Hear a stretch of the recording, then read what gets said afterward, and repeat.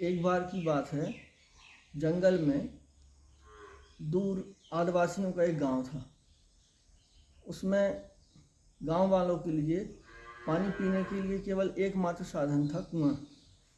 और उस कुएं में एक दिन 3 कुत्ते लड़ते हुए गिर गए। अब वो कुएं से पानी में बदबू आने लगी। अब उन लोगों की समझ में नहीं आ रहा था कि हम क्या करें। तो पास में ही थोड़ी दूर पर एक ऋषि का आश्रम था। उनके पास वो पहुँचे, उनसे कहा कि महाराज जी, ऐसी ऐसी घटना हो गई है, तो कुएं के पानी से बहुत बदबू आ रही है, क्या करें।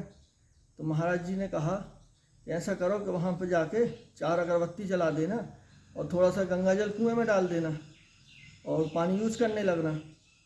तो वो लोग गए, ऐसा ही किया, लेकिन उसके बाद भी पानी में बदबू बढ़ती जा रही थी। 2 दिन बाद फिर पहुँचे ऋषि के पास। बोले क्या करें।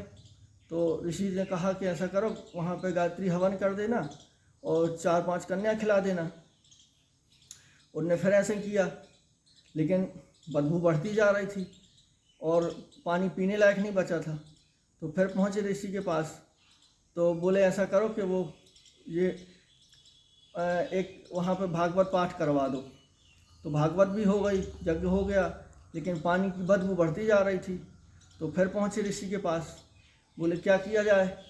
तो ऋषि ने पूछा कि तुमने इतना सब करवाया है, तो ये बताओ तुमने कुत्ते निकाले कि नहीं निकाले। तो उन्होंने कहा कुत्ते तो नहीं निकाले। तो ऋषि ने कहा कि जब तक कुत्ते नहीं निकालोगे तब तक बदबू कैसे जाएगी। तो यही हाल आज हर मनुष्य का हो गया है कि मनुष्य जीवन रूपी कुएं में ये 3 कुत्ते गिर गए हुए।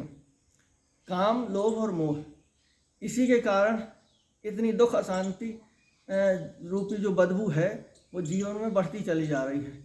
और इतना सब जप तप पूजा पाठ तीर्थ सब करने के बाद भी लोगों के मन में सुख शांति नहीं आ पा रही है। और यही गीता में भी कहा गया है और रामायण में भी कहा है, काम क्रोध मद लोभ सब नाथ नरक के पंथ। लेकिन उसके बावजूद भी लोगों को ये बात समझ नहीं आ रही है। काम का मतलब है जो हमारे पास नहीं है उसकी इच्छा कर रहे हैं, वही हमें दुख का कारण बनता है, क्योंकि इच्छाएं कभी पूरी होती नहीं हैं। इच्छाएं परछाई को पकड़ने की तरह हैं और जितना हम उसके पीछे भागेंगे उतना ही दुखी रहेंगे। लोभ का मतलब होता है कि और मिलने की इच्छा। तो लोभी व्यक्ति कभी सुखी नहीं रह पाता है, क्योंकि उसे ये लगता रहता है कि और मिल जाए तब मैं सुखी होऊंगा। और जैसे किसी को 1 लाख रुपए मिल गए तो वो उसका आनंद नहीं लेगा, बल्कि उसको इन्वेस्ट करेगा और फिर और ज़्यादा के चक्कर में। तो इसी चक्कर में वो चक्र में फंसा रहता है, कभी आनंद नहीं ले पाता। मोह का मतलब होता है जो चीज़ हमारे पास है उसे हम छोड़ना नहीं चाहते। तो मोह और प्रेम 2 अलग चीज़ें हैं।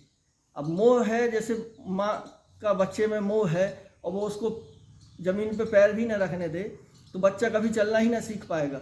या बच्चा पढ़ने के लिए कहीं बाहर जाना चाहता है, अपना विकास करना चाहता है और माँ कहती है कि नहीं हमारी नज़रों के सामने ही रहे, तो ये मोह है। और एक बात और है जीवन का सार कि हर चीज़ छूटनी ही है एक दिन, लेकिन जितना हम उस चीज़ से मोह रखेंगे उतना ही हम दुखी रहेंगे। तो यही गीता का भी सार है।